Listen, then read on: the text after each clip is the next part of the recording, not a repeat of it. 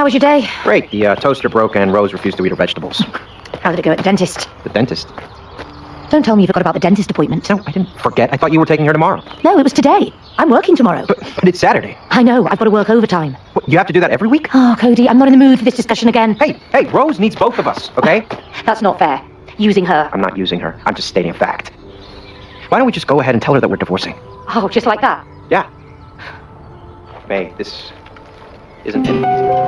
Let's not tell her. Let's stay friends instead. Yes, let's stay friends forever. I love you, Cody. I love you too, May.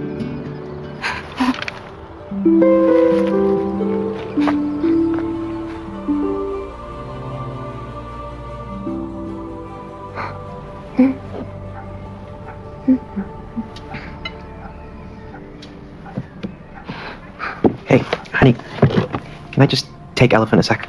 All right. Rose, honey, you know we love you, right? Yeah? And sometimes that means that, we have to do stuff that isn't always very fun. What we're trying to say, darling, is that, well, Mum and Dad, we've decided to go our separate ways. Okay. Can I go and play in my room? Yeah, of course, sweet.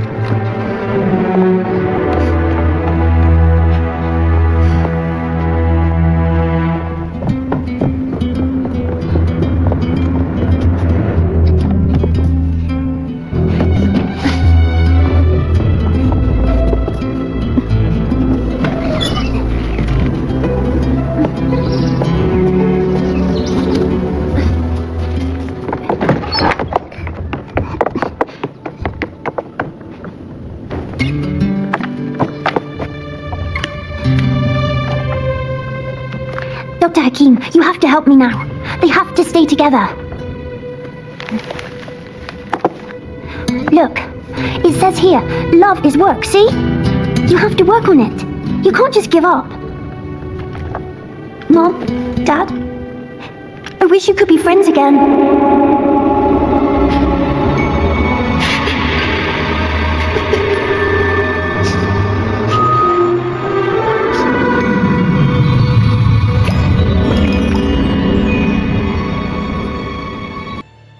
Hey guys, it's Warrior back with another video. Today we have a special guest here. This is my best friend, longtime best friend, Sam. Do you want to introduce yourself a little bit? Yeah, sure. Hi, my name is Sam. I'm 20 years old. I've known Warrior here for, man, like 10 years or something crazy. It's been like a decade since we met when we were 10, so. Yeah. And yeah, I'm very excited to be here. I'm very excited to talk about this topic. Actually, this is a topic that I got to choose when he told me about this podcast. He told me about a couple of upcoming episodes that he had in mind, and he mentioned love, and I was like, that one. I would love to be there for that one. So I'm very excited to be here and very honored as well. Amazing. So the main ideology of like what love is and like why it's so hard to conceive, especially like the modern days, people misunderstand what love truly is and what it requires as a human being. And I think a great example of this in the modern day terms is a game that you're watching right now. It's called ItTakesTwo, and the story of the game is these two parents, their relationship slowly starts to fall apart, and it just becomes to the point where they are always bickering and always fighting, and they don't even live in the same room anymore. And their daughter, Rose, has to watch them slowly drift apart, and they had just told her that they were getting divorced, and now it's been decided, and they're just okay with it. So, by the magic of the game, they get turned into dolls, and they have to work together to find a way to turn back into humans. And it's such an amazing example of what love truly is, because they have to relate to each other's interests. They have to give each other 100%, no matter if they don't feel like it or not. And they have to learn how to treat each other better and learn what the other person likes and embrace each other and believe in each other. They truly figured out how to fix their relationship through this journey of love. And it's such a cool idea for a game. I love that the creator did that idea for a game. And the real life hook for this is, as I played through It Takes Two, I realized this story connected a lot to my own life in a way I never expected, because growing up, my parents slowly drifted apart. I mean, there was seasons where divorce felt very real. There's times where my mom would walk away and not be home for multiple days because she didn't want to be around my dad. I mean, when we moved my cousins down, she was home for maybe a day or two and then gone again because they just didn't want to be around each other. That's how bad it had gotten, to the point where now they barely speak. And it's kind of hard as a kid to watch that happen, because it doesn't really show you what an example of love is, because we're supposed to get the example of love through our parents. It's something that we as humans are supposed to get from our parents. And for me, love looked like anger, it looked like pain, it looked like giving up entirely on the person that you thought was the one for you. And it was very hard to come to the realization that if I was to leave for more than a year, that I'd come back and my parents would be in separate houses. Like watching TV shows and hearing about divorced families, it was something that I had to come to realize, had to come to reality with, that if I was to go into the military or go to a police academy, I would probably come home to my parents being in separate houses, because the only reason they were together was because of the kids. And it was one of the hardest realizations of my life, and it was one of the reasons why I am who I am today also, though, because it taught me that love isn't just romance, it's investing in each other, it's being there for one another no matter how you feel or what's going on in your life. You have to give each other 100%. And I would tell my dad this many times over, because I noticed a lot of the reason why this stuff was happening was because he wasn't investing his time into her, and him just not listening and ignoring it entirely was really hard, because you try to fix it, you believe that you're here to fix it, and you can't. And like Rose, I wanted my parents to find a way back to each other. And obviously I can't do the magic trick of turning them into dolls, but we can hope and pray that someday they find a way back to each other.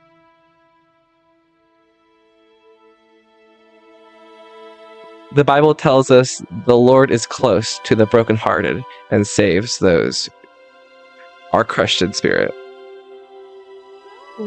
And a famous quote is, "Where there is love, there is life." And it means where there is a love for someone, there's a life that loves that person. And it's the main takeaway of like this section is like broken relationships can shape how we see love, but they don't get to define what love truly is.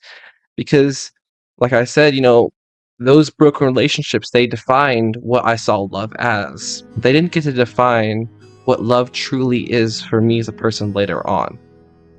And I think that is one of the biggest questions. What is love to us later on? How do we grow up with a ideology that love is giving up on someone? And it affected me even in friendships. But I have a question, Sam. You've known me for a while, but you've never really heard that part of my story. After hearing all that, what stands out to you?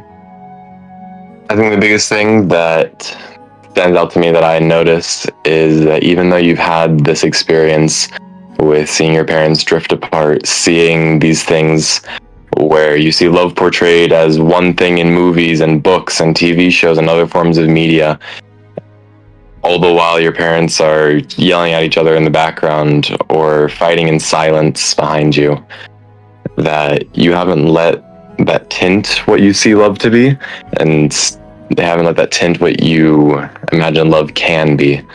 That regardless of this poor example that you've gotten from your parents, that you're still willing to push forward and to have this idealistic sense of what love is, and that this idealistic sense is based off of God's word to us that we find in the Bible. Yeah, I mean, it's more than just that. The reason I believe in the things I do, love-wise, is because people have shown me what love truly can be, an example of it. For example, you, my sponsor, my youth minister, these people showed me what love truly can be when it's flourished, when it's worked on. I mean, even though we stopped being friends for a little bit over the 6 years, we still talk to each other, we still do these things, and now we're back and we're better than ever. It's the realization that just because life says it's time to take a break doesn't mean you can't come back and become friends again and love each other, because we never stopped being friends, truly. We just, life said to separate. It's true. And it's one of the things that it's like, we as humans, we lose a lot of friends, we lose a lot of relationships. Life moves on. People that we thought were friends aren't. People that we thought cared sometimes do, sometimes don't. And we have to realize, as humans, who is the real friend, and who can we understand, who can we walk through, who can we set an example for, or whose example should we follow. And this reminds me of a movie that I watched, and the movie I watched, it's a Netflix original called Swapped, and the whole thesis of the movie is these animals can turn into other animals to kind of live their life. And it made me think of, like, if we could truly step into each other's shoes, and I mentioned this a little bit in the last episode, if we could truly step into each other's shoes and live how the other person lived, we could truly be empathetic and understand them better as a person, and truly love them in a different way than just being their friend. I like to use that as an example of, like, we should truly try our best to understand each other to our best abilities. Even though we can't truly step into each other's shoes, try to be there for someone, even if you don't know what they're going through. Because the best point is, even when you say, hey, it will get better, even if you don't know what they're going through, that can be one of the strongest things, saying, okay, maybe my life will get better. Maybe it can change. Because there's this regular that comes to my work every day, and he's on a weight loss journey. And, there might not be anyone supporting him. Every time he comes to the food court and he gets his usual, I say, how's it going? How's the weight journey going? How's it? Are you doing well? And he always says, yeah. And that little push can tell him to keep going. Like, someone believes in me. Someone truly cares about my journey and what I'm going through. That can leave a mark so much than just being there for them. That's beautiful. That kind of showing of love, even to something just so small, even if you don't know this guy's story, you don't know this guy's, you probably know his name. Yeah. But even though you aren't there actively participating in that journey, what that does for him, that showing of love, that showing of sympathy, that showing of a desire to show love, that is beautiful. I believe that we should all love like Jesus would love us, and I also believe that as Christians we should try our best to apply the phrase, what would Jesus do in this situation? And I've been applying this phrase to my life. When I was thinking about becoming a priest, I would apply this saying to myself, well, if Jesus was here in front of me, what would he say to do? Or if God was there right next to me, what would he do in this situation? And that's a lot of the reason why I've changed my demeanor and like how I act towards people. And yes, I may slip up every once in a while. We're only human. We can't always be kind to everyone. It's hard in general, but we can try our best to repair what's been broken. And that's what love requires. Is it requires the power of trusting each other and trying your best, even if it's broken, to repair it together, because we truly have to give each other 100%. Because That's what love requires. It requires giving 100% to both parties, no matter what you're going through. And a lot of people only believe that it's 50-50. No, it's 100-100. You give your 100%, they give theirs. That's the truth. And one of the hardest parts of a relationship is remembering that every person has a story.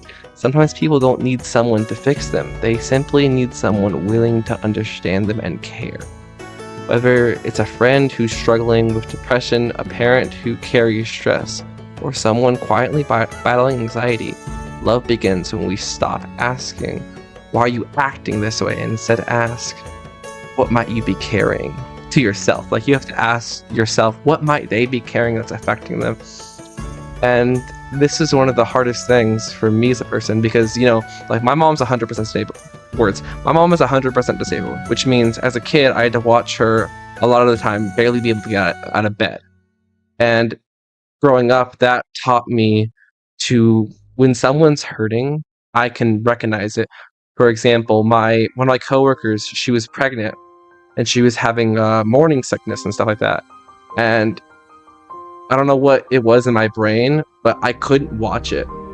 And I ended up buying her a care package of like things that would help her with her morning sickness and like things just to help her. And you know what ended up happening? She loved it, and she was so grateful that I did that for her. Even though I didn't have to do it. I didn't tell her I was doing it. She didn't ask me to do it. I just did it out of the kindness of my heart, because I couldn't watch someone be in pain. Because that is just who I am as a person. I have empathy. I can't watch someone be in pain. It's just, it's too hard for me. Beautiful. This reminds me of one of my favorite church songs. That it's very short, very clear, very concise. And it's actually out of the children's songbook. It says, "As I have loved you, love one another. This new commandment, love one another. By this shall men know that ye are my disciples, if ye have love one to another." And that act, the act of being there for a person, even though they may not have asked, they may not have known, they were just there, and you saw the need and you fulfilled it. That's what Jesus Christ did his entire mortal ministry. When he was here on the earth, most of the miracles that he performed were not premeditated. I don't know if that's the right word to use for it. You mean, but they weren't asked for, like he just did them. Exactly. And he didn't go to that place initially with that intent. Like with, for example, the woman with the issue of blood. He was walking through the streets, going to another place, and in a hurry at that. And there was this woman that touched his cloak, or his robe, and she was healed. And he took that moment to turn around amidst this crowd of people and to just love her, to tell her that she is loved. And it's those kinds of miracles, those kinds of acts of love that could be seen as modern day miracles, because that is exactly what Jesus would have done in that situation. And whenever we act like Jesus Christ, whenever we take upon ourselves the characteristics of Jesus Christ and try and show his love, that is how we show people that we are a disciple of Jesus Christ, more than any car decal or cross necklace could ever. Yeah. I mean, that was one of the biggest reasons why I live by the saying of, what would Jesus do in this situation? Because it's truly the way you can say, I love this person, even though I don't know their story. I didn't know what she was going through. I barely knew her as a person. I said, I can't watch you hurt. So I did my best. I had the money to do something, so I did it. And she was so happy, and you could tell she was so happy. And we became great friends over the year of us working together. And even now, after her boyfriend sadly left her for another woman, after she gave birth. I mean, I still on a monthly basis check on her just to make sure she's doing okay, because it's truly hard for someone to leave you when you thought they were the one and you had a child with them.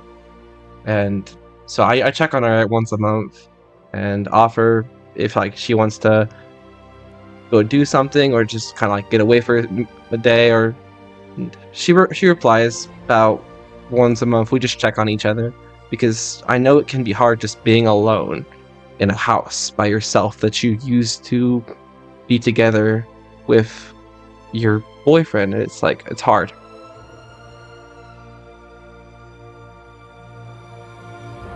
I think the greatest quote I could ever say here is, empathy is seeing with the eyes of another, listening with the ears of another, and feeling with heart of another. Which means we can look through another with empathy and listen through their ears and see through their eyes how they might be feeling. Just truly try to understand what's happening to them. And the main takeaway is empathy doesn't fix every problem in the world, but it opens up the door for healing. It opens up the door for motivation. It opens up the door for love to seep its way in. Sam, what do you think love requires? And tell us a little about words. And tell us a little bit about what love looks like for you as a person. When I think about the requirements of love, I think back to mainly just what Jesus Christ taught about how love is an expression for someone else, and that love can take a lot of different, how do you say this in English? That love can look a lot of different ways, and sometimes that's through a kind word, sometimes that's through a kind deed, sometimes that's through gift giving. But what it requires is intent. You can't, I guess, love someone accidentally. You know, if you are wanting to show this person that you care for them, that you love them, then that's very intentional.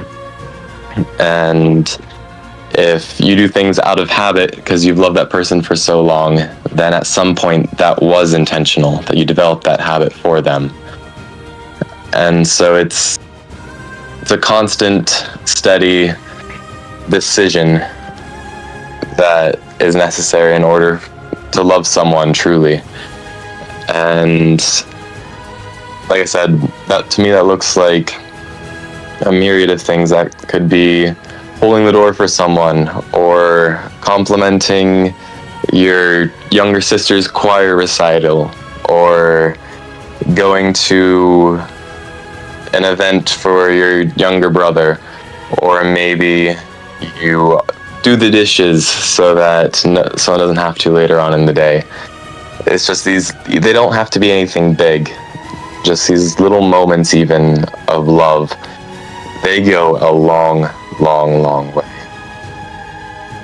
Yeah, I mean, when I say love is 100 and 100, I mean, like, you can sometimes cook dinner for your family instead of the mom having to do it. I mean, I think the demographic of a family is the mom cooks dinner, but I see a lot of modern day families now where the dad might cook a dinner every so often to take the drag off of the wife. It's like, we don't always have to fit the mold of a relationship. We can be a relationship that we create and that we shape by how we act and how we love each other.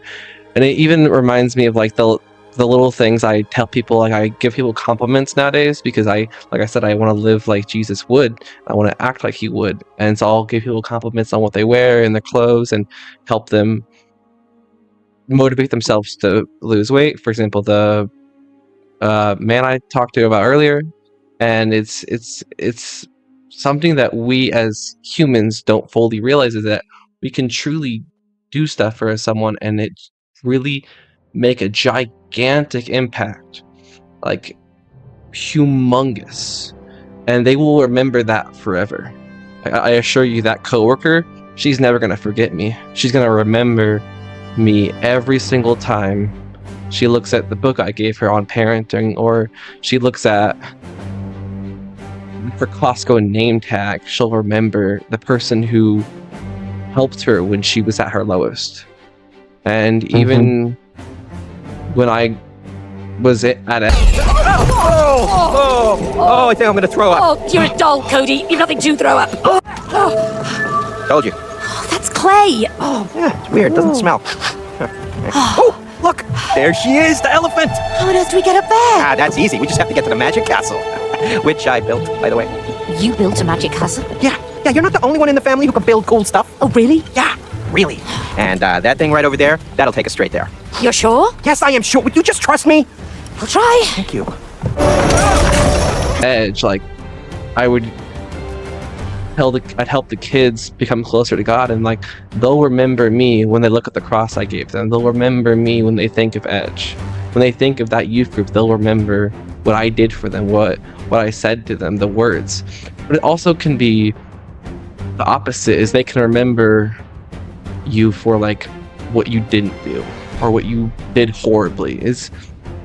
And there's a saying, people remember what you don't do more than they remember what you do, because the world is cruel, and if you do bad things more than the good, and that's the truth, the world, and it's unfortunate because we should judge people on the good they do, not the bad, but the world is the opposite, and it's unfortunate because, for example, like I can insult someone once and they'll remember it forever, but they won't remember the times I was nice to them. For example, I have this coworker that I tried to help, and I motivated him to become a better worker. And because I did something to him, he now doesn't talk to me at all, even though in the beginning I helped him. And you would think that he would judge me based off of the kind act I did in the beginning. No, it's not how life works, unfortunately. So we should truly judge someone on the good they do and not on the bad, because life is all about second chances. Just be careful who you give a second chance to. Very true. There are bad people out there in the world. Yeah. But at the same time, we also have to remember that Jesus Christ is the God of second chances. He's the reason, these second chances are the reason why he came down to the earth, was to give us as many second chances as he possibly could. Famous saying by Darman is, it's never too late to do the right thing. It's never too late to be the right person. Amen. For real. So do we truly believe that if love is 100%, then, and what Sam said is like, we have to choose to be emotional with it and impactful, is like love is a choice. You have to choose to be the person that does these things in a way that's lovely. You have to choose to be, why do I keep forgetting the freaking word? I cannot remember the word. You have to choose to be impactful. I keep thinking of the freaking word, I can't remember it. Intentional? Intentional, thank you. You have to choose to be intentional with every moment in your relationship. And it's so hard for us as humans because we don't often do things with intention. We often just do things because we were taught to do them.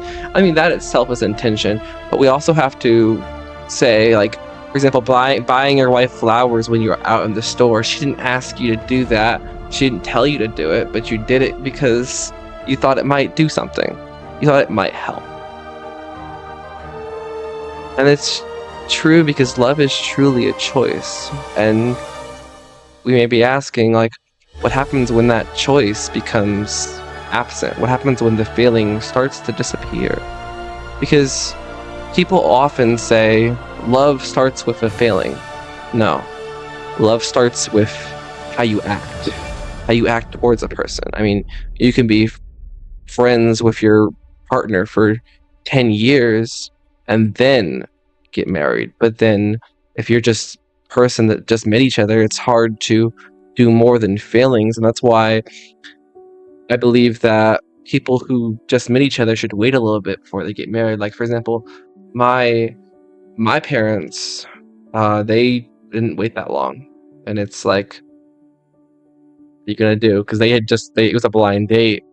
And I wonder if they would have been friends for maybe a year or two more, maybe they would have figured out something better. But I also got to realize that if it wasn't for them, I wouldn't be here today. So you got to look at it that way. It's like, yes, their feelings disappeared, but they also gave life to me. So it's like there was a time where it might have worked.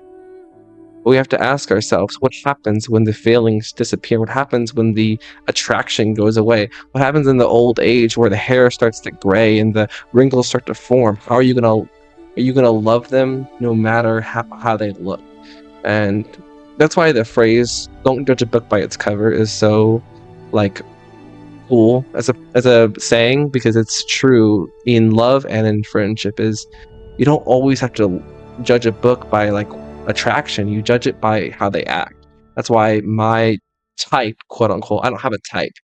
I base it off personality. If you are a good person and you love people truly and patiently, I would date you. But it's like if you just look good, it's not really a thing for me personally, because I believe love is based off of who you are to each other, not just based off attraction.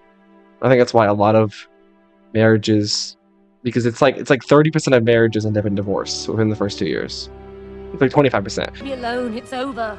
I think it's a letter from Rose. Listen, dear Mom and Dad, I'm sorry that I did this to you. What? I know how to make everything good again. All you have to do is, I think this is it. This is the answer. Go on, how do we break the spell? All you have to do is, not so fast. Hey, give that back. That's our letter! You're not ready for it. To work this letter, you must work together. You must fix your relationship. No, you idiot! Thanks very much. You just ripped up our only ticket out of here. Yes, I did. Into 4 pieces. You put them together, you get the answer. Oh, you thick-headed book! It's time to dive deeper into your souls and collect the 4 letter pieces. Let's go. Hey, where you going? Get him! Get the letter. What? Let us go. This is abduction! No, this is Dr. Hakim's couples therapy. Prepare for the roller coaster ride of your life. Give us. Bravo! You refer to us instead of me. You're a team now. No, we're not a team and we don't have time for this. Time. Good, May. That will be our first topic. Aha! Now, do you give each other enough time? Okay, you know what? We don't. Yeah, because she is never at home. Excuse me? I'm working for both of us. I can't be in 2 places at the same time, can I? Oh, unless you want me to clone myself. Clone yourself? Oh, please, don't be ridiculous. You think time is limitless. That's ridiculous. You have no sense of time. Aha! Cloning and no sense of time. Good insights. We're making progress already. Great. Get ready. But, and I think the reason is because people rely on that attraction. They rely on the, oh, I'm going to be attracted to this person forever. No, you might not be. You might not be attracted to this person forever. And that's one of the things Cody and May learned is in the beginning, they might have been attracted to each other, but they had to overcome the fact that they weren't happy. And they had to choose to be happy again, and they had to keep working on it little by little, because love is not just attraction. It takes work, it takes patience, it takes humanity, it takes forgiveness, and it takes the ability to truly say, I'm sorry, and change who you are as a person, because love is life-changing in both marriage and in friendship. And we as Christians and as humans should try our best to change someone's life with the love we give, and be patient, be kind with the love we give. Because the Bible says love is patient, love is kind. And people say, not really. But in the reality, love is patient and love is kind. And it's not based off attraction. Love is something you feel. It is something you do. That's a famous quote. It's truly something love is not something you feel, but it's something you do, as in like you not act, but like you truly invest yourself into loving someone, no matter what happens. I mean, for example, me and Sam's friendship. He has different beliefs than I do. He's had different experiences in the church that I left. But yet, I still choose to be friends with him. Even though we could argue, we could drift apart if we wanted to, but we choose to respect each other, and we choose to love each other, even though we're from different paths of the same leaf. Love is proven by the choices we make during the hard moments. It's not proven by the easy moments. It's proven by every moment where we think divorce is coming, or every moment we think that we might end up stop being friends. Like, for example, if you're in an argument, instead of choosing to continue the argument, say, stop, let's start over. I don't want this argument to continue. And maybe you both can say, okay, let's not continue this argument because it's not worth. And I think that's one of the easiest things that, not easiest, but hardest things I had to learn as a kid is like, a lot of the time it's not worth it to get in an argument. It's not worth the time or the stress to truly just have an outburst on someone, like truly just get angry with someone. Like, even my siblings, like I don't really get pissed off at my siblings anymore because I realize it's not worth it, because you only get one brother, you only get one sister. You don't get the luxury of having thousands of sisters unless you have like a family of 10. But you still don't get the luxury of choosing how, or worse, you don't get the luxury of going back in time and choosing what you say. You have to choose it now. You choose to be intentional with every relationship, including the people you hate, people that you have seen hate you. And this is one of the things that I do is, even though people bullied me, even though people ridiculed me, if a person that used to bully me came to me and said I'm sorry, I would forgive them entirely. I had this happen to me a couple years ago. Is this person that used to bully me on Xbox chat apologized. And he said what I did was wrong. And I forgave him, and we are still good friends to this day. Because I don't judge people based on their past. I judge them on their moments in life now. Because that's what love is. That's what empathy is. These are the things, because love is truly a choice. We have to choose to forgive them. We have to choose to say, I choose to make it so that we are friends, even if we separate slowly, even if one day we get in an argument, maybe someday we'll find a way back to each other. What is your opinion on love being a choice, Sam? And is it really 100 and 100 on both parties? Like, do you really have to commit that much to relationships? We'll start with the first part of the question. I absolutely believe that love is a choice. Like I said, love doesn't happen accidentally. You have to put in that effort, at least in some degree, at some point, in order for that love to happen. And in order for it to stay alive, you know? Yeah. And so I 100% agree that love is a choice. And I also 100% agree that it's 100-100 from both parties. And it has to be.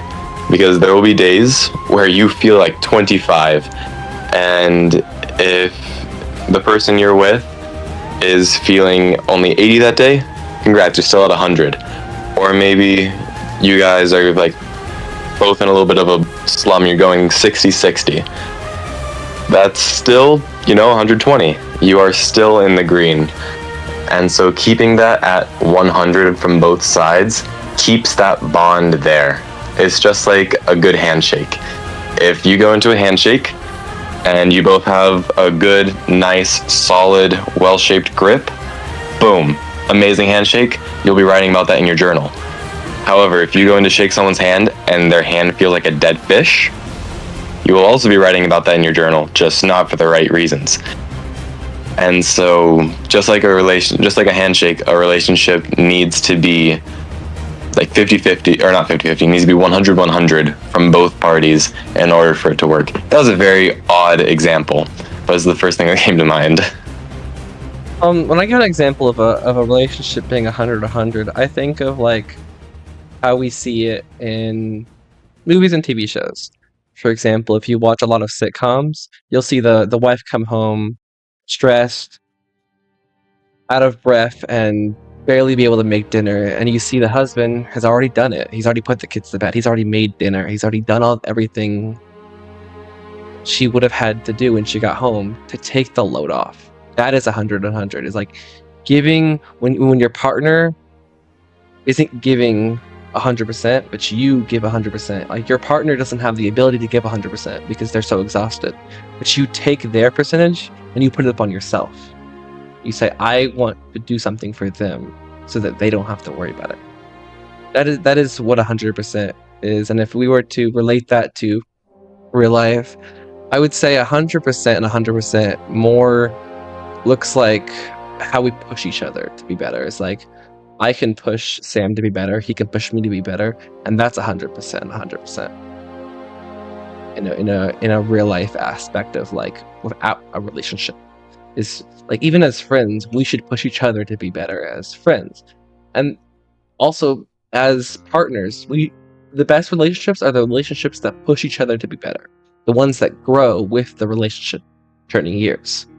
Those are the best relationships, when you truly have to change the way you look at things in order to love your partner more. That's the best relationship. And the one thing that is like really hard for me as a person is because for the longest time I believed I wasn't worth loving, because I had seen this example of love that was painful to watch, and you to think, was it your fault?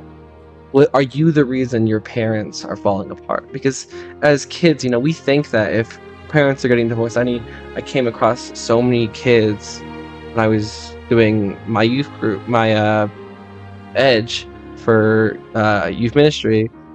I came across so many kids that didn't have a father because of divorce, or barely saw their father, or barely saw their mother, and they blamed themselves, and it was, you could tell.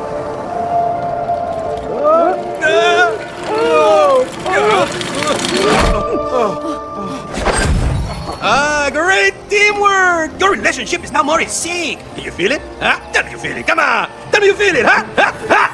I feel stuck. Hey, are you gonna keep up your end of the bargain, Mr. Book of Truth? Uh-huh. Okay. That's the way you want to go? Yeah. Uh-huh. Okay. You like it? Yeah. Okay. Yeah. Uh-huh. Okay, let's do it!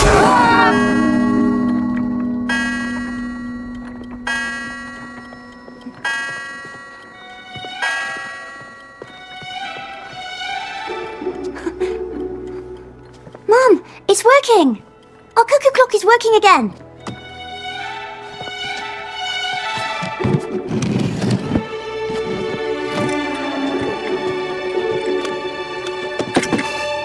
This will make Mom happy.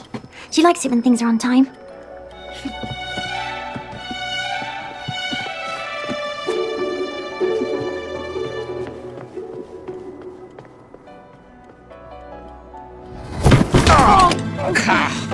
Letter piece number 1. Numero uno. 3 pieces to go. Are you ready for piece number 2 and lesson number 2? No. Good. What else besides love makes couples stay together? Mortgage. Kids. No. Attraction. Ta-da! It pulls people together. We don't need attraction. We're getting divorced. Aha! That's because you lost it. But don't worry, I'll help you find attraction again. Ding, ding, ding. Ding, ding, ding, ding, ding, ding, ding, ding, ding, ding, ding, ding. What are you doing? You don't like it? No. Okay. You're entitled to your own opinion.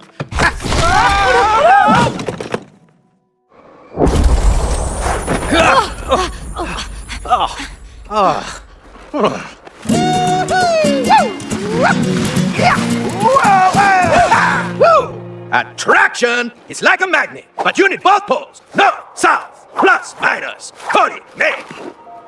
Yeah! This magnet will help you rediscover the attraction you once felt for each other. Yeah! One is plus, one is minus. That's not how it works. A magnet always has both poles. Not these magnets. Come on. Oh. Hey, bang! What the? Hey, where'd he go? What? Hey, why does this place look so familiar? Yeah. Oh, wait. Hey, you recognize that mountain? Yes! This is where we had our first skiing trip together. Yeah. Hola, little ones! Oh, no. We're stuck inside that snow globe we bought there. Get to the top of the mountain to receive your next piece of the letter. Yeah, what if we freeze to death trying to get there? Use your magnet powers and the attraction will warm you up, baby. Yeah, you feel that? Mwah, mwah, mwah. You just gotta feel that warmth. Mwah, is it? You like? What is wrong with that guy? He's obscene. Come on, May. Can't wait to warm up. It looks familiar. Yeah, now that you mention it. It's the cabin we stayed in. Yeah, I think you're right. Oh, hey! Check this out! Our old skates here. Yeah. Put them on. I don't think we've been skating since we were here. I know. I don't know why. I love skating. Me too. Oh, look, Cody.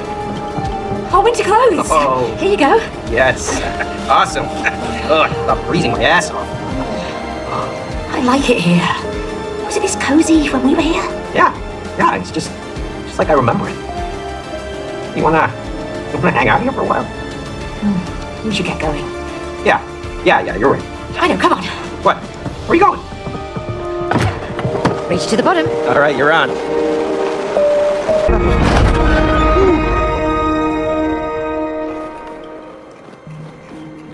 Hey, Cody. You remember this town? Yeah, of course. This is where we spent our first Christmas together. What's happened here? Used to be so busy. I know. Where is everyone? Yes, where are they? This town used to be like your relationship, alive and fun. Yeah. But look at it now. Silent, dead, frozen. You need to wake it up from its winter sleep. How are we gonna do that, genius? There's ice everywhere. Use your magnets. Magnets don't melt ice. Exactly. But the bells in this town can break the ice. Now, break the ice and get your prize. Hell, that they thought they were the reason. Because they wouldn't speak. They wouldn't talk to people. They wouldn't try and make friends because they thought they weren't worth love. And it's one of the things that as Christians we can say, yes, you may think you're not worth God or worth love, but you're worth God loving you because you can never truly be worthy of God's love. So he'll love you no matter what you think. Even if you're not technically worthy in your own head, you're worthy in his. That's what matters most. Amen. Amen.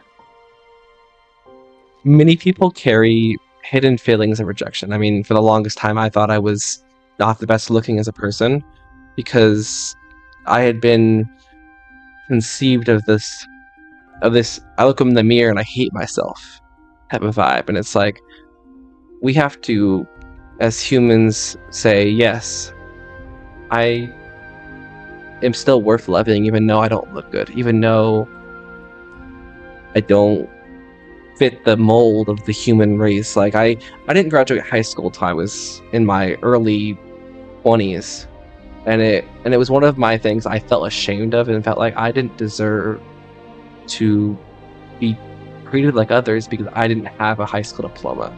It doesn't matter. It's a piece of paper. All it does for you is get you better opportunities in the world. It doesn't mean that you are not worth loving. It doesn't mean that you are not worth being treated like everybody else is. Healthy communities remind us we matter. People remind us we matter. People around us remind us that no matter what you look like, no matter what you act like, that you can be loved. And eventually, my journey became about much more than my parents. It became about looking for people that loved me for me. Because even though I had Sam still in the same state as me, we weren't talking that much, really.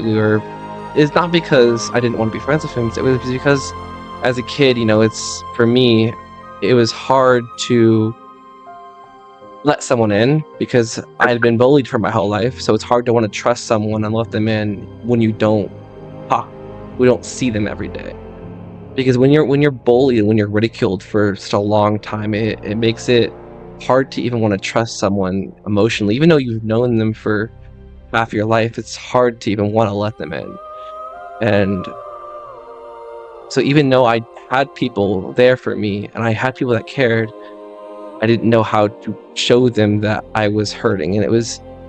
And that was one of the biggest things of my conversion story. It wasn't simply about changing churches. It was about finding people who genuinely loved me for me and stayed no matter what they heard, no matter what I told them, and people who cared. People who reminded me what love is, and that it isn't being alone, and that you are never truly alone because God is right there beside you. And for the first time, I experienced love reflected through God's love and love through others. And it was one of the amazing experiences of my life, is because often we take what we have for granted because we don't know that tomorrow isn't guaranteed. And that the world we see could end in a moment. So we take things for granted. We take the love, we take our friends for granted. That's why earlier last year, I started to truly say, I can't keep hiding who I am as a person from the people that love me most. So I started doing what's called a goodbye letter, or a letter of, hey, I know you're going to go somewhere soon and you're not going to see me for a while. So these are the last words I'll say to you. And I think I gave one to a lot of people. I even gave one to Sam. I gave one to my sponsor. I gave one to my youth minister. And it's these letters that say, you know, I love you and you did so much for me. And it's a thank you letter. It's not just a I'll see you later. It's a I appreciate everything you've done for me letter.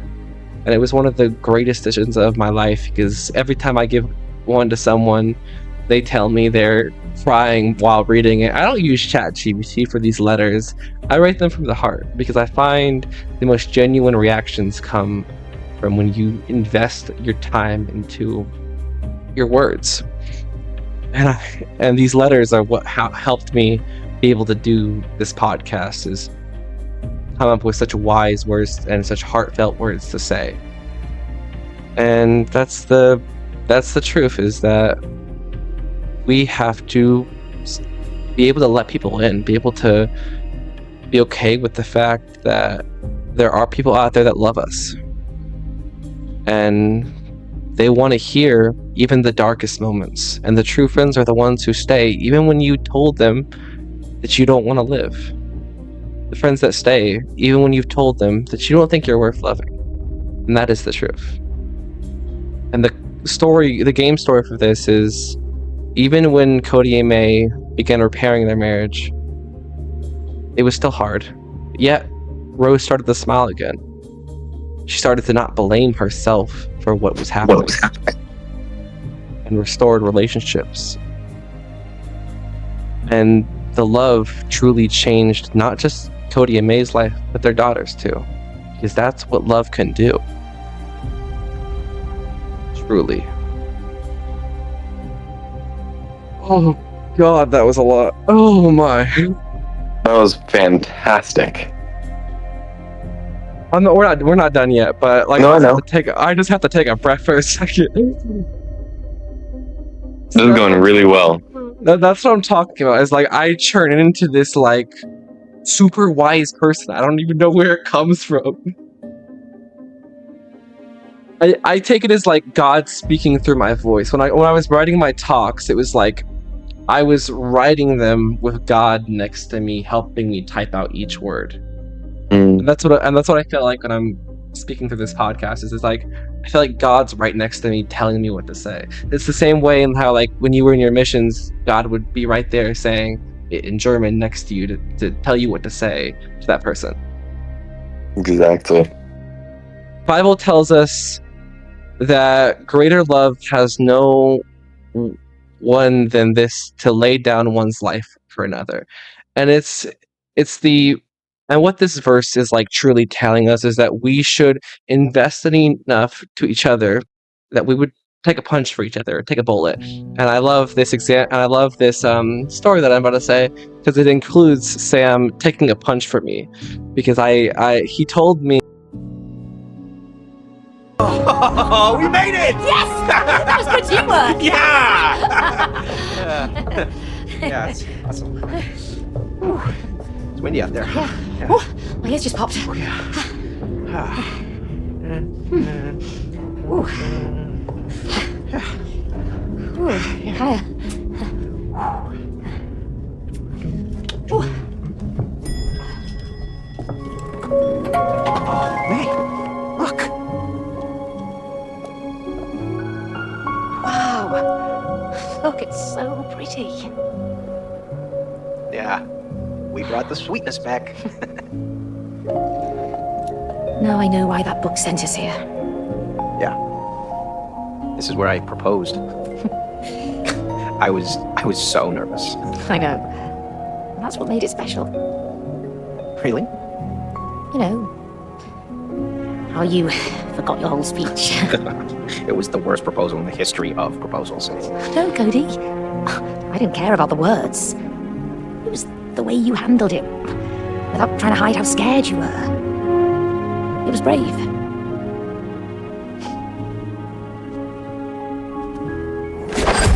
La la la la la la la la la la la. Hello. What a beautiful moment, you two. You're making great progress. We got more work to do, though. Are you ready? Let's get going!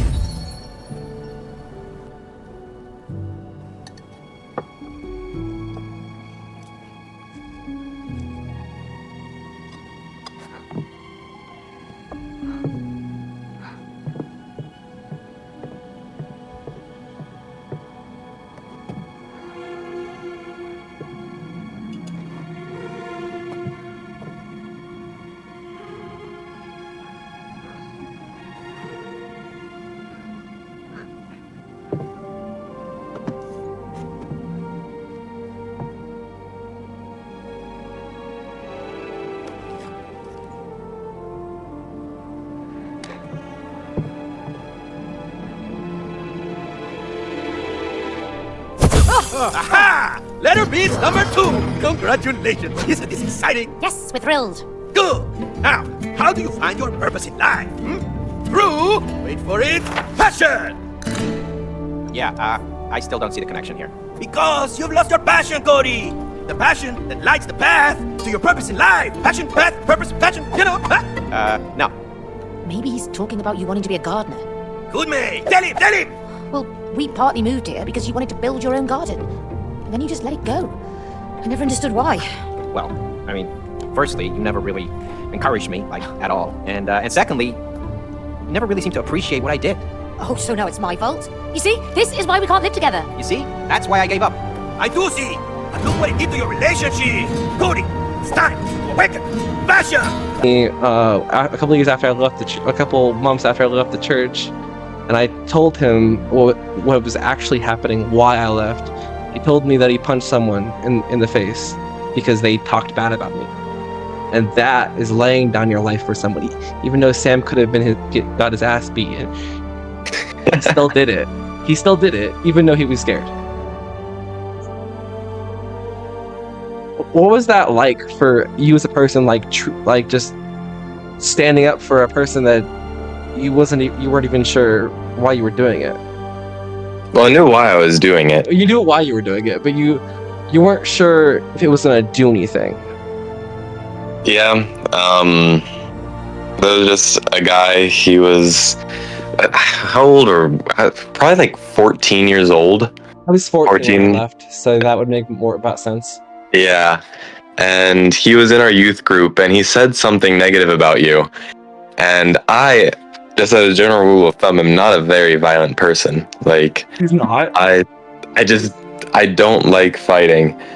But he said this about you, and all of a sudden my hands were in a fist and they were against his face. And I shocked myself, I shocked him, I shocked the leaders, and I shocked my parents who were right over there. And so I quickly went home, but I did not regret it at all in the slightest. Did your parents get after you for it?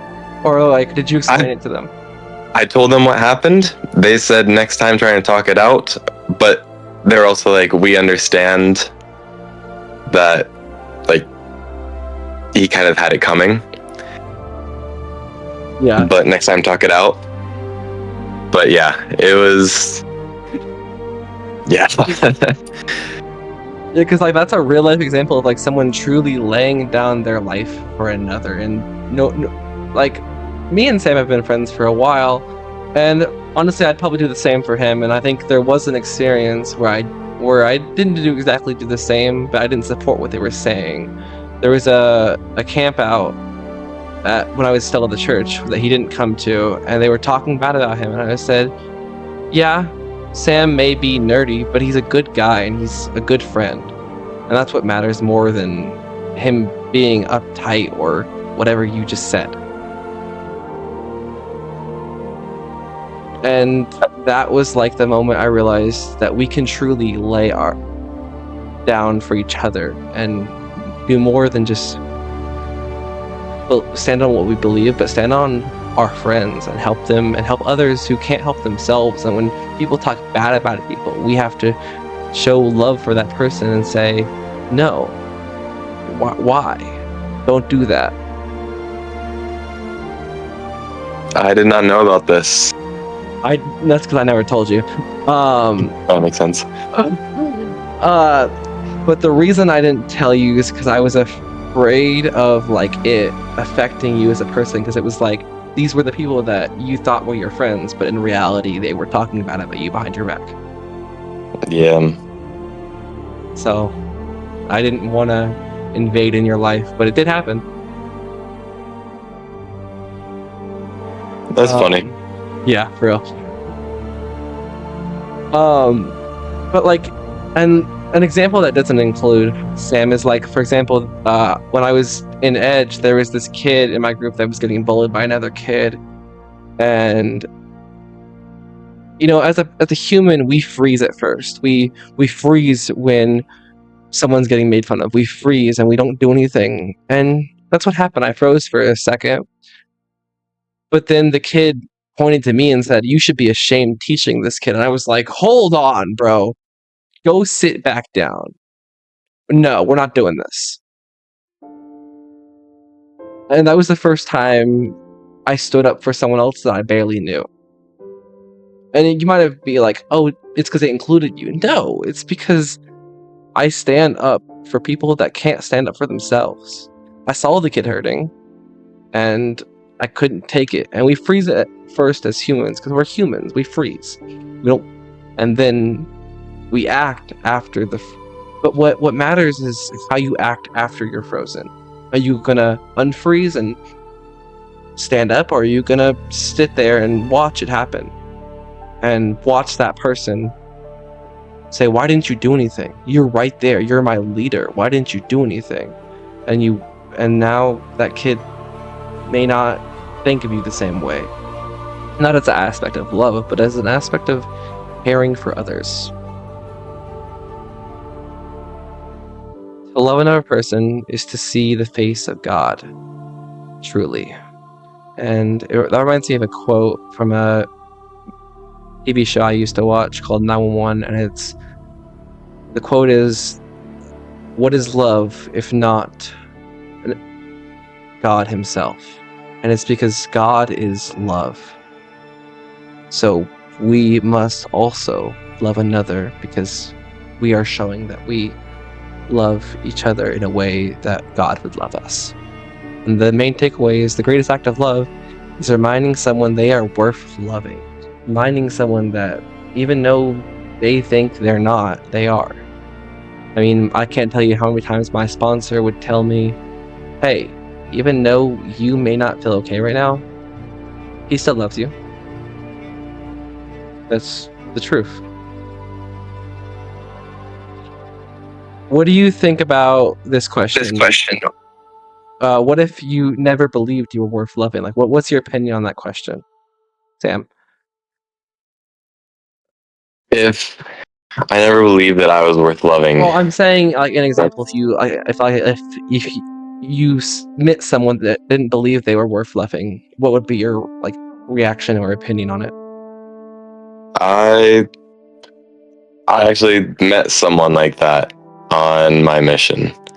I'll talk a little bit more about him a little bit later, but there was one of the people that I taught. I served a mission for my church in Germany, in like the southern middle part of it. And while I was there, I met someone named Alex. And Alex had had a really, really rough life. He wasn't originally from Germany, but he had been there since he was a teenager. And he had gone from bad relationship to bad relationship to bad situation to worse situation to a couple of times in jail. And where he was, he had just gotten out of this awful, awful relationship. And he was needing to find something new. He told us that based off, or I guess what he had learned from all of the people that he had dated, everyone that had detained him, everyone that had like treated him poorly, was that love was not the thing for him. That he could not be loved by anyone because he wasn't able to pay the price that they were requiring for their love, in air quotes, because it wasn't really love. And so there was one day he was scrolling or something, and he saw an ad for the church. And the video invited him to come to church to meet a community that loved him and to feel the love of Jesus Christ. And so he says, okay, can do. He fills out his information. And because he lived in the general area of where we were responsible for, we got his contact information because he had put it into the form, sent it out to us. And so we called him, and it was really funny. He had originally said that English was his preferred language, but we called him and started talking to him in English. He had no idea what we were saying. And so we started talking to him in German, and that was going a lot better.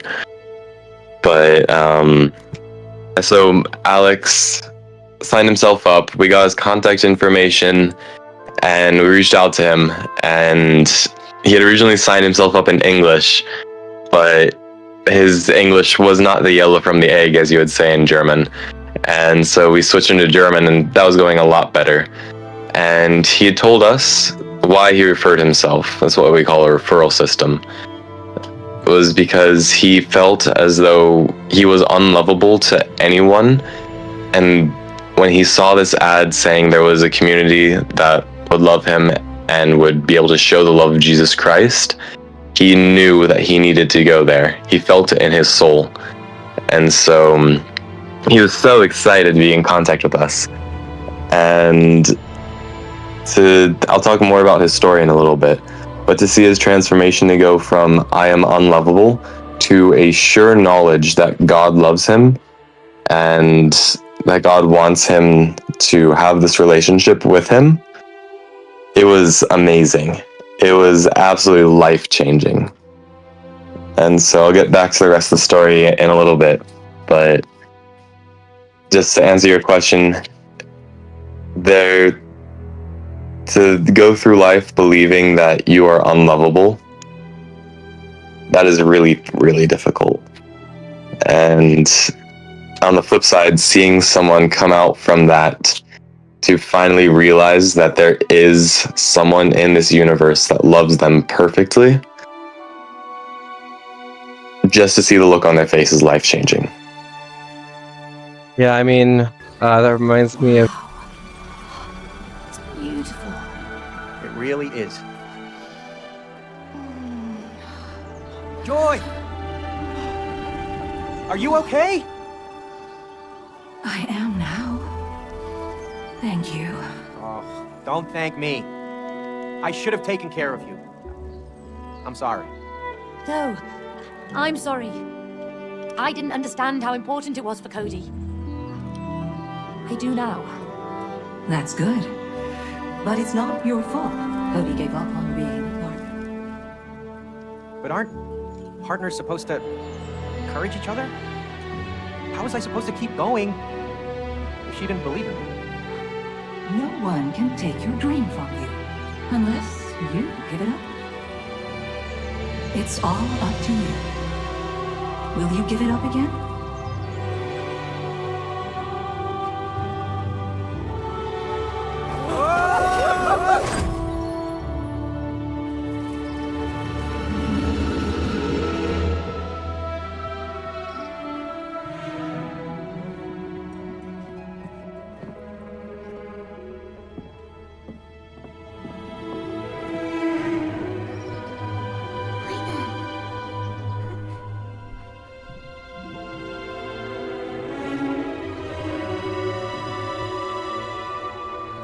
This will make Dad happy.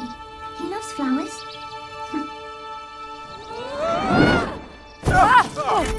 Letter piece numero 3. And now, how do you find your purpose in life? Through passion. Passion? Again? That was Cody's passion. Now, it's time to find yours. Mine? I don't have one. Everyone has a passion for something. She does, yeah, singing. Oh, come on, Cody. What? I miss hearing you sing. It was nice. I don't know why you don't do it anymore. I grew up. You can't pay the bills with singing. That doesn't mean you have to give it up. Cody's right. When you give up your passion, you give up part of yourself. May, it's time for you to find it again. Come on, get ready to find the last piece of the letter. The moment in my life where I realized that I was worth loving was when I was at my lowest, is when I was right there before, and then out of nowhere you hear this feeling in this chest. I said here, you feel this feeling in your chest that is like there is someone out there that loves you. And I always thought that there was no way I was ever going to find love, because everyone I'd ever met was just friend or acquaintances. Because how I look at a friendship is like, I don't count you as a friend unless we hang out outside of the place we met. I didn't have a lot of people that did that for me. That's why my friend group is very small. It's more of like 4 people that actually have like hung out with me outside of the place we've met. And that's what I call a real friend. It's a person that will give up their time for you. And often people didn't do that for me. So my belief was that I would never find someone that I could marry or that I could date, because no one did that for me. No one would even give me a chance. Every time I would ask a girl, they would say, oh, they're too busy, or life gets in the way. Or I had this friend that I was friends with for 2 years straight, and I asked her, and she said yes, and then said no because she was too busy. And it was like, wow, you can't even sacrifice your time for me? That's crazy. Like, we've been friends for 2 years, and you can't even sacrifice your time for me? That's crazy.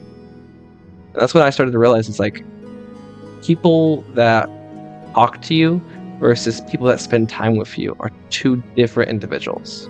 They're just, there's people that care about you and will sacrifice time for you. There's people that say they care about you, but in reality don't. And that same friend now, like, she apologized, and she realized that, yeah, she should have maybe even given me a second, and I forgave her, because that's what that's what we should do as Christians, is forgive the people that wrong us as God would. And the real life hook for this is like, eventually my journey was truly shaped by the people around me and the people that chose to love me no matter what. Now, Sam, how do we truly love like God? So then your question was, how do you love like Christ? How do you love like God? But yeah, same thing. Okay, so the question being, how do you love like God? Jumping back, I told you I'd come back to it. Jumping back to my friend Alex. After he referred himself and after we started meeting, everything was going great. He loved what we were teaching him. He loved the feeling of the Spirit at church. He loved the people there, and the people there loved him. And we were all it was just going so well. And there was one time, this was where he realized that God truly did love him. We were talking about the scriptures, and specifically we're in a section in the Book of Mormon, and this was in 3rd Nephi chapter 9, and I'll just read this little section. And it says, "Will you not now return unto me?" This is chapter 9, verses 13 and 14. "Will you not now return unto me, and repent of your sins, and be converted, that I may heal you? Yea, verily I say unto you, if you will come unto me, you shall have eternal life. Behold, mine arm of mercy is extended towards you, and whosoever will come, him will I receive, and blessed are those who come unto me." And we believe that these are words that were spoken by Jesus Christ very shortly after his crucifixion, and that these words were directed to people who had survived these awful calamities that happened across the earth, and that he was inviting them, after they had gone through so much, so many trials, so many hardships, to come unto him. And it calls back to what he said in the Bible in Matthew 11, where this is Matthew 11, 28 and 29, where he said to the people around him, "Come unto me, all ye that labor and are heavy laden, and I will give you rest. Take my yoke upon you and learn from me, for I am meek and lowly in heart, and ye shall find rest unto your souls. For my yoke is easy and my burden is light." And this knowledge that Jesus Christ was there to help Alex, to support him, and that he wanted him. It wasn't just a hypothetical, mystical being that was somewhere out there in the universe. No, this was the God of love who came to earth to sacrifice himself for us so that we could come back to be with him. And as Alex came to understand that, and came to understand how much he was loved, he was crying. This grown man, and we were in this little room, in an upstairs room in a church in Germany. He was just crying as he understood the implications of what this meant. And it was in that moment that I truly understood at least a part of the love of Jesus Christ, that it truly is unconditional. That's the word, yes. That the love of Jesus Christ truly is unconditional, that he loves us exactly how we are, and he wants us to improve. He wants us to come unto him. And when we come unto him, when we follow his example, then naturally we will improve and we will grow to be more like him, and we'll be able to share his spirit with other people. And not only that, we'll feel his love just all the time. And that's what Alex found to be true as he continued to progress towards Jesus Christ. And so the original question being, how do you love like Jesus Christ? It's, you just do exactly what Jesus Christ did and how he showed his love. Going back to the example in 3rd Nephi, inviting people to come unto Christ is a great way to show the love of Jesus Christ, because that's what Jesus Christ's mission is to love people. And if people know that, then they'll be more likely to receive his love, you know? Yeah, because it as humans, it's hard to believe that this all-powerful, all king of, because like as my church believes, like he's the king of the universe, and that is such a broad name for someone that you are supposed to believe that is there with you at every moment. This king of the universe has a second to be with you, probably, but he gives that second. He has an unlimited amount of time because he is the king of the universe. But us as humans are like, how can this king of the universe be with me at every moment in my life. He might have better things to do. There might be people that are struggling more than me. Doesn't matter. He still wants to be with you and everyone else in between. Because yes, he's the king of the universe, but also he's the little voice in your head saying, keep going. Also, he's the little angel on your shoulder saying, you can be loved. Or he's the feeling in your chest that's burning when you know he's right there next to you, or the shivers you get after you've just preached the gospel to middle schoolers. It's like you can feel him in every moment of your life if you just open your ears, open your like thoughts and your eyes. You can see him and feel him in every moment of your life. People say look for a sign. Signs are very easy to miss, but you can find them if you just leave yourself open. And that's how we truly can love like God, is like sacrifice the time that God would sacrifice for us, and be kind like God would be kind to us, and act in compassion like God would to us. And do these things in the name of him. And that's the overall real life example of this whole thing. And like the real life example of this is we have to love like we would be loved by Jesus. And we have to show that we care, and we have to become examples of Christ through how we love others. And loving others starts with recognizing every person has dignity and every person has a story. And when I myself eventually began my journey of finding people that truly loved me, that was the reason why I thought I was loved, is because they showed me they're willing to give up the time for me.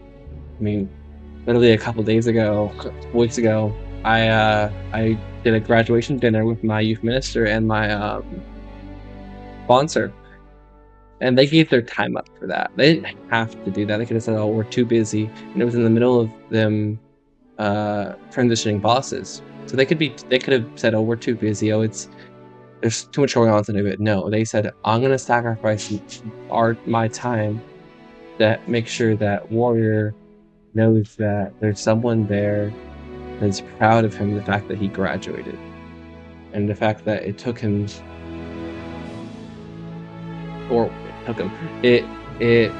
helped him by us just saying, keep going, keep moving." Because when back in October of last year, I had asked my youth minister to kind of just like push me to get graduated, because I had been pushing it off for so long.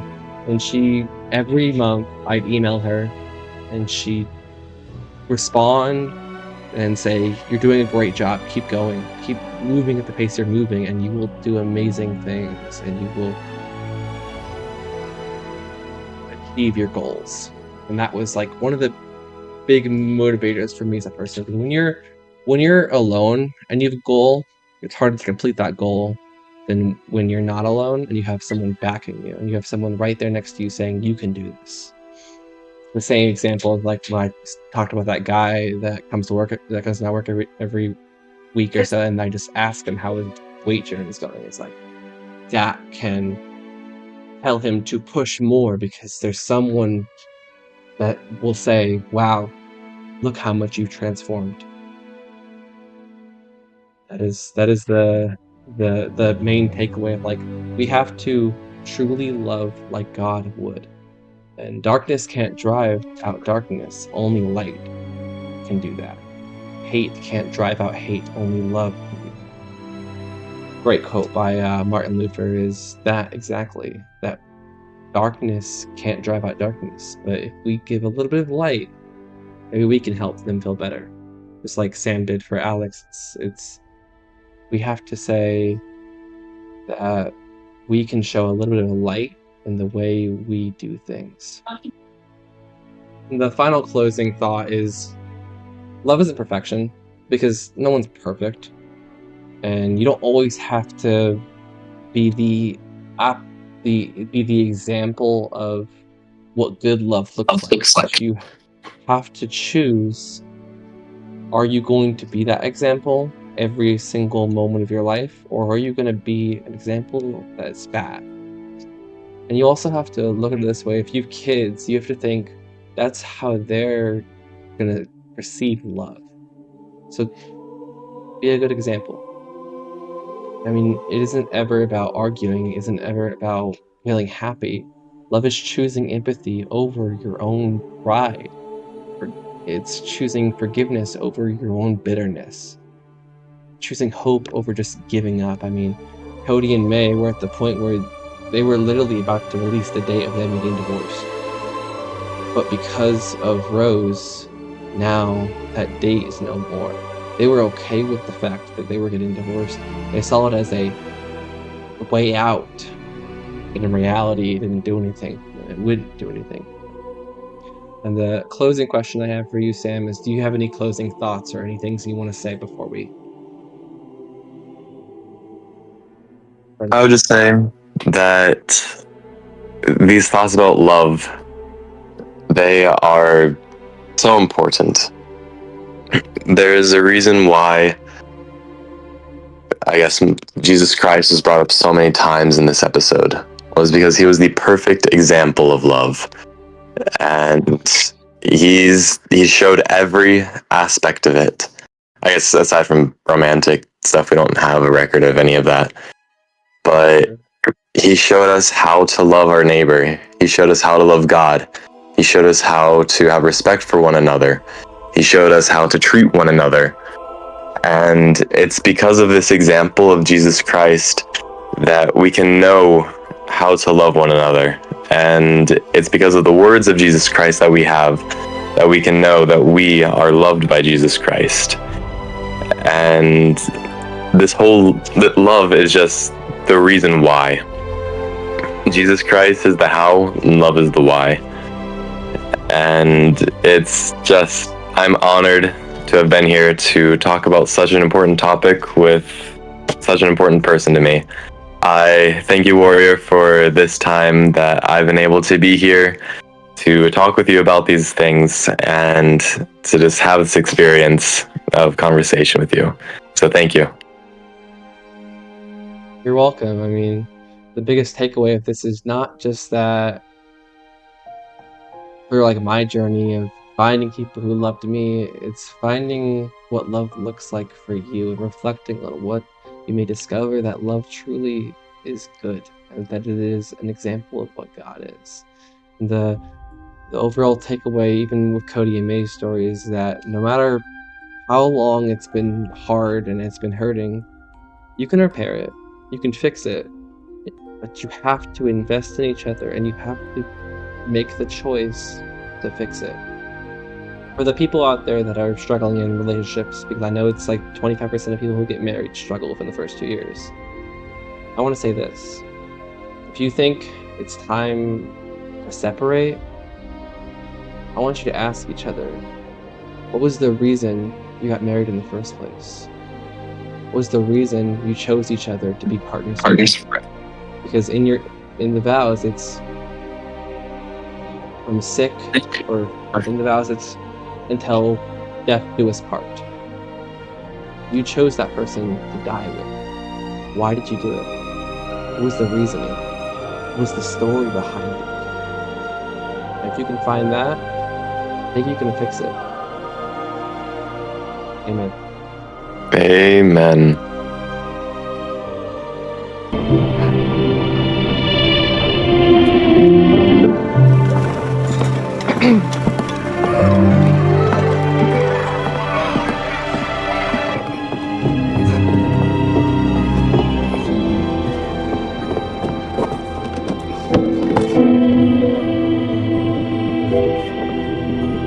Mom, I found your favorite song. You can listen to it when you feel better. I love you, Mom.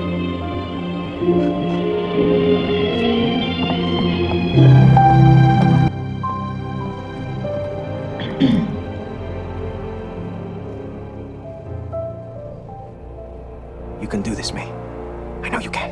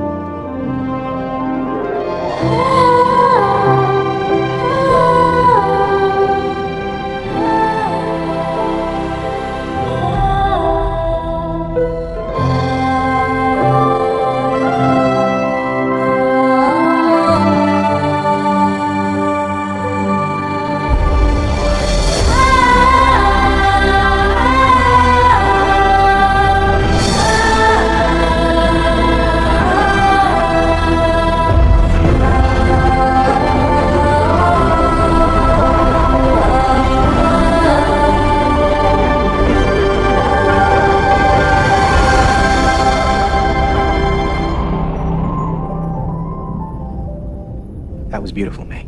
Thank you.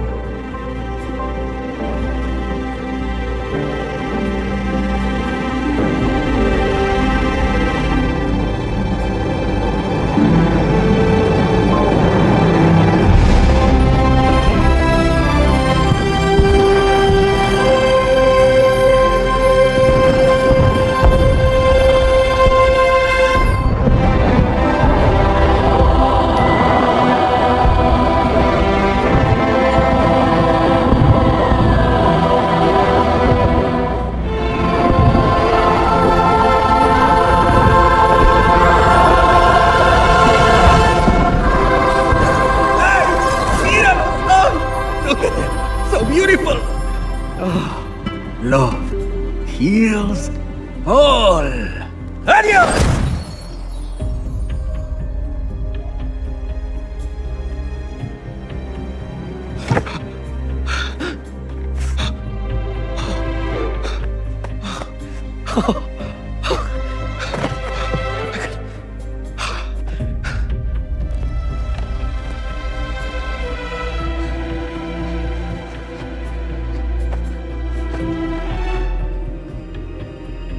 Rose!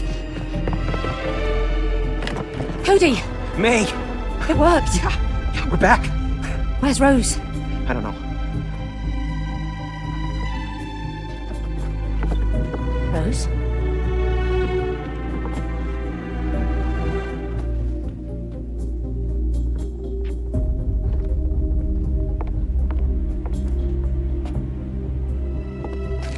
May, What? a letter. Dear Mum and Dad, I'm sorry that I did this to you. I know how to make everything good again. All you have to do is stop fighting. I know I'm not a perfect daughter. Wait, what? I'm sorry I don't like to brush my teeth. I'm sorry I read books after bedtime. I'm sorry I don't put my toys where they should be. I know it's my fault you want to divorce. She's blaming herself. She thinks it's her fault. I'll leave you alone so you can become friends again. You should be friends. I love you, Mum. I love you, Dad. P.S. I have my pocket money to buy a bus ticket. Don't worry, I packed a sandwich and a lollipop. Oh no.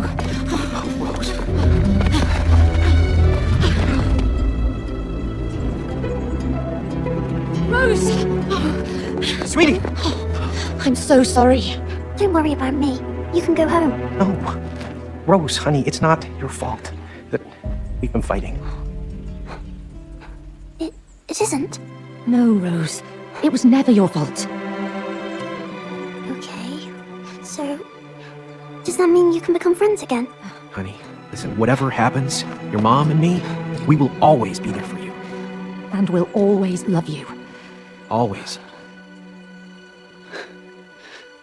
Okay. Come here.